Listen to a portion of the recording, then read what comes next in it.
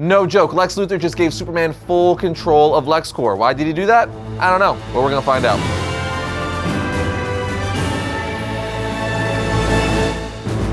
What's up, my comic comrades? The new dawn of DC era is underway and every character is affected by it, with one of the biggest and most notable stories taking place in the Superman title written by Josh Williamson. The series deals with Superman finally returning to Earth after being on World for some time, and we're hopeful it's going to answer some questions and give us a back-to-basics direction for Superman going forward. I mean, we're not getting Cavill back as live-action Superman, so maybe this will help the healing. I'm not bitter. You're bitter. And now you're asking, how are you watching the Man of Steel in such glorious splendor in your office? Well, my friends, allow me to introduce today's sponsor, Nebula, and their Capsule 3 Transformer Edition. This is an all-in-one portable smart projector that'll transform your movie and show watching experience. It even has Android TV built right in. That's right, now you can watch your favorite movies, shows, and even variant in stunning high definition from anywhere. The Capsule 3 is powered by laser technology, which means higher brightness, better color, and a longer life cycle compared to traditional LED projectors. In fact, Nebula is the very first brand to apply this advanced laser technology in a portable soda-sized projector. So you'll be getting the cutting-edge tech that's perfect for your comic book movie nights. This pocket-sized machine doesn't skimp on audio either. It comes equipped with built-in Dolby audio speakers to give you that immersive sound experience. Plus, with its 2.5-hour battery life for local video playback and 2 hours and 20 minutes for streaming apps, you can enjoy your favorite content without any interruptions. The Capsule 3 Transformer Edition is not only loaded with incredible features, but it also boasts a dope Transformers-inspired design. But act fast, there are only 4,000 units of the Transformer Edition available worldwide. Now let's talk price. The standard version of the Capsule 3 is $799 and the Transformer Edition is $899. But Nebula is running an early bird price to give you a massive $120 off either version between April 1st and April 30th. I'm telling you, this beauty will take your viewing experience to the next level, so don't miss out on this incredible deal. Click our link in the description and grab the Nebula Capsule 3 Transformer Edition today. Now jumping into issue 1 of the Superman title, we begin with flashbacks of Superman as a child in Smallville and glimpses of his past seen through his cape. We see him saving a couple from Livewire who was causing mayhem in Metropolis. Superman tries to stop her while Lex Luthor via Superman's super hearing coaches him, saying, "Heat vision to the face will quiet this obnoxious simpleton. Ignore the bystanders, they should have the intellect to run. Go directly to Livewire and take her out now." Despite Luthor's advice, Superman ignores him and defeats Livewire himself. In the aftermath, we learned that Livewire was lashing out in light of her new podcast being pulled from streaming platforms, and she had attacked her former employer at his own wedding. Meanwhile, Luthor is in prison watching the news reports saying, "If you only listen to me," as he's handed disgusting prison food. Luthor then walks away saying, "Ignore me all you want, Superman. Once you grasp the dangers on the horizon,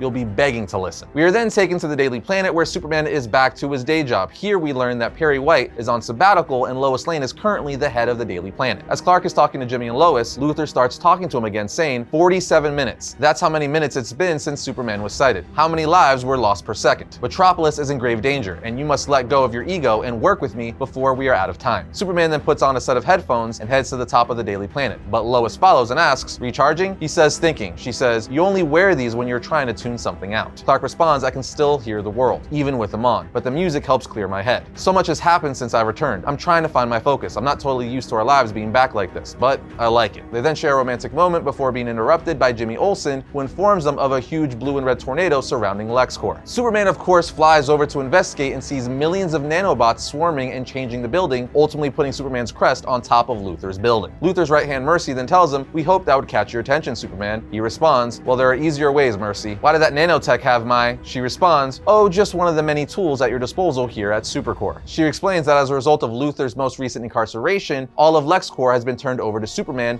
under the name Supercorp. Once inside, they show Superman an animation that introduces the concept of Supercorp and how it aims to help Superman be the best version of himself. Superman is initially skeptical, but Mercy explains that she understands the pain and suffering Luthor has inflicted on him and his family, and that she is not him. She relays her faith in Superman as not just strong, but also smart, and invites him to meet someone. She then shows him the center of Supercorp and introduces him to his new team, saying, "These are some of the brightest minds in the world, and for years they have been forced to utilize their brilliance on Mr. Luthor's more petty pursuits. Imagine what they could do with you. Trust me when I say that ever since we made the change, the Supercorp morale has been through the roof." Supes responds by offering to give the company to the employees as a gift, but Mercy just explains that Luthor has given his high-end lawyers specific instructions. Apparently, with nearly half of Metropolis employed by Luthor, he set it up so that turning turning over control to anyone else would leave everyone out of work. Typical Luthor move, right? But just as Supes and Mercy are trying to make sense of the situation, a hologram of Luthor, looking just like Supes' birth father Jor-El, pops up. Talk about a rude awakening. Mercy thinks it's a grand idea, but clearly Superman isn't impressed. He says, "Mercy, thank you for your lovely tour, but Mr. Luthor and I need to talk," as he takes off. But as he heads towards Luthor, Superman sees Parasite causing chaos and attacking a school bus full of kids. Of course, he swoops down to save the day. But Luthor just can't stay out of it, warning Superman that Parasite will absorb his powers and get stronger if he touches him. He even suggests using an energy absorption cannon at Supercore to drain Parasite down to a husk, even though it could kill him. Typical Luthor, always trying to play the hero. Superman, on the other hand, knows he's got this. He uses a concussive blast to blow Parasite back into the trees, but quickly realizes that Parasite has multiplied into an army of mini parasites, all chanting "hungry." Meanwhile, Luthor warns Superman that they may be on the same team, as the other players in this game are just beginning to reveal themselves. And to make matters worse, Luthor's enemy is working on Bizarro in his secret lab. Looks like we're in for a wild ride in issue 2. Also, just a small update on my no more Henry Cavill Superman grudge. I've now moved on to working through my sorrow with a rewatch of the Snyder Cut of the Justice League, which is the closest we'll get to a redemption of Cavill Superman, but it's fine.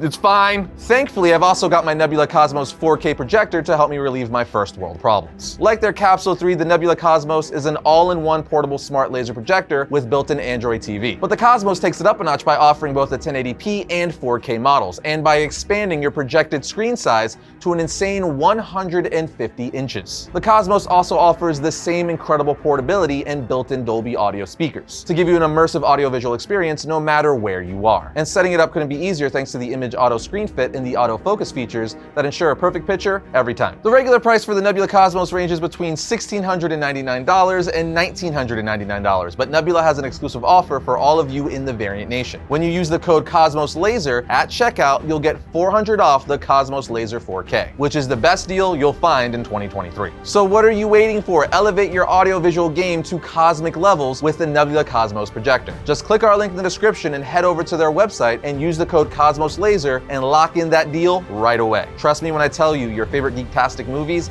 have never looked this good. Okay, back to the Superman title. In Superman issue 2, the story resumes with the Man of Steel being drained by a horde of mini parasites. Lex Luthor taunts Superman, insisting that he should have heeded his warning and that countless lives depend on him swallowing his pride and admitting he needs Luthor's help. All while the parasites viciously fight for a chance to feed off Superman's energy. Supes ultimately reaches his breaking point and screams, "Enough!" He then launches them into the sky while saying, "Buffet's closed," before collapsing to the ground. Sensing his weakness, the parasites tell themselves, "He's weak, bleed him dry." Superman then struggles to climb a nearby building to figure out how to deal with the multiple parasites. And once he reaches the rooftop, he realizes he's never seen Metropolis covered in such darkness before. Using his heat vision, he lights up the area, revealing hundreds of parasite clones draining the city's energy. The scene then transitions us to a secret base and headquarters for a nefarious group known as the Secret Order of Mad Scientists, who are responsible for the parasite clones. One of the scientists brags about the chaos they've unleashed in Metropolis, calling it a clean break from Luthor's influence. From here, the story introduces two brothers, both scientists. Dr. Farm, the one performing surgery on Bizarro, is muzzled due to the unbearable effects of his voice on those who hear it. His brother, who is confined to a wheelchair, addresses the other scientists, reminding them that Metropolis belonged to them before Luthor's imprisonment. He claims that their upgraded parasite will restore chaos to the city, instilling fear into the other scientists. He goes on to tell them that Dr. Farm is a man of vision and that he has full faith in his abilities, which is unnerving because he believes that helping people often requires causing them pain. Meanwhile, in Metropolis, the parasites are wreaking havoc on Supercore. We see Mercy just manages to fend them off long enough using her Iron Man-like gauntlet before Superman arrives in time to save her. Superman is using his frost breath, which they have an aversion to. In a conversation with Mercy, Superman expresses his confusion about the changes in Parasite's powers. He recalls Luthor's mention of enemies being responsible for this and asks about their identity, but Mercy refuses to give answers. Luthor then interrupts their conversation, once again attempting to persuade Superman to release him from prison and bring him to Supercore, because he had devised a contingency plan for the situation. Superman, however, stands by his decision to do this by himself. After a brief check-in with his son John and cousin Kara, who helped secure the city with their frost breath, Superman learns that Lois is missing. So he immediately uses his super speed to search the city, starting with the Daily Planet, which is where he encounters a mysterious new character named Marilyn Moonlight. She warns Superman to leave, and when he questions her identity and intentions, she aims her ghost guns at him and fires. Not surprisingly, Superman dodges the bullets, but just before she vanishes, Moonlight says, "I'm doing you a favor tonight, but consider this a warning shot, Superman. Metropolis Metropolis nights are haunted, and the legend of Marilyn Moonlight rides again, as she disappears in a flash of moonlight. But not before Superman sees a glimpse of a western town from the past. And this is where it gets extra interesting, as Superman realizes that the moonlight coming off of her recharged him, seemingly implying that another part of Soup's power changes might be the ability to absorb strength from moonlight, similarly to how he draws power from the sun. Not sure where that's headed, but it's a very cool ad. Anyway, as the issue comes to a close, Superman discovers that the parasites have evolved and are now airborne, as well as finding out that Lois and Jimmy Olsen are infected by them. And with John Kent, Supergirl, and others struggling to contain the multiplying swarm, Superman realizes that he himself has become infected. Overall, the first two issues have this Superman series off to a great start, packed with action, compelling mysteries, and surprising twists, such as Luthor handing over LexCorp to Superman to create Supercorp. What's really intriguing about this issue, though, is how it explores Superman's new power set. Since returning to Earth, our boy in blue has some seriously boosted abilities, as revealed in Action Comics, and that aspect of the story has only been amplified by the emergence of Marilyn Moonlight. And of course, we definitely need to know more about Lex's mysterious enemies and their ultimate goal. So if you haven't picked up the first two issues of this title yet,